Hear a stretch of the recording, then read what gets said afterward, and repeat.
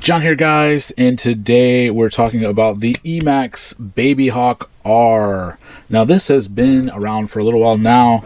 In fact, the very first video I did was a project I had been working on for a while before the Babyhawk R was announced. It was an Airblade Eclair 3-inch that was essentially this exact build. It was the Emax Mini Magnum. It was a Foxeer camera. It was the Emax 1106 motors, the Gen 1s. The only difference was those were the 6,000 kVs and I was running it on 3S. This is actually the 4,500 kV version that you can run on 3S or 4S. Very, very cool. Sadly, I picked this up a little while ago in a package with a few other things, but I just didn't have a chance to fly it yet, and had an opportunity to get it sold. And like I mentioned on the channel before, guys, I don't have a sponsorship for this channel per se, so sometimes if I can make a sale, I gotta go ahead and sell it and make room for something else. I think I've covered kind of what this can do already in that original video, and in fact my current 2.5-inch massive droner on 1106 motors is very close to this, but I really didn't want to test those same motors on 3-inch.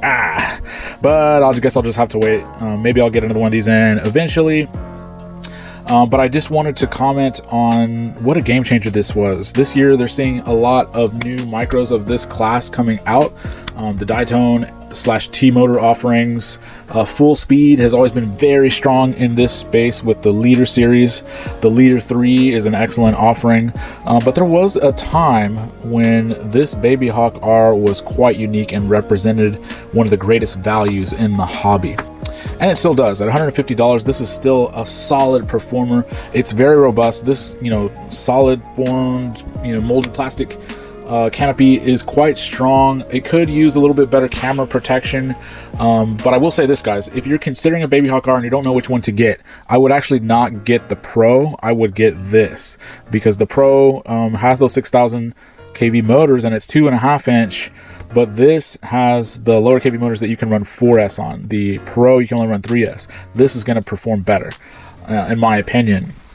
Now, if you were to both run them on 3S, then of course, but I think this is really, now that other one has a few little upgraded items, but as far as the performance of the motors, I would say go with this one. Save a couple bucks. You can catch these on sale sometimes at a 10-15% off. Get them for a very reasonable price, but even at the full price of $150, this is still a steal. And for a long time it occupied the only player in the market at that price point, but now there's a lot of others, all the ones I just mentioned, and there's more coming every day. So if you can pick up one of these for a friend to get started, if you're not into micros and you want to try one, look no further than something like this. A lot of the new stacks have evolved a little bit, but some of them are a little more costly. This is still a great value. It flies great. If you want to see how it flies, check out my two videos. The 3-inch Babyhawk R, which I made that as kind of a tongue-in-cheek. It was actually Airblade Eclair frame, and that was before this 3-inch was available. So I was ahead of my time, guys. I was ahead of my time by, I don't think the actual 3-inch version came out for another 4 or 5 months. Or if you want to look at how the 2.5-inch massive droner performs on 4S with the updated RS2 version of these motors, also very, very good. So, yep. Emax was one of the first ones to use branded cameras in their micros. That was now pretty much everybody uses Runcam, Caddx, Foxeer now, but Emax is one of the first ones to use a Foxeer camera in there, in addition to their own power stack and their own motors. So because they were able to make this entire product themselves, they were able to leverage those economies of scale and pass the savings on to the consumer.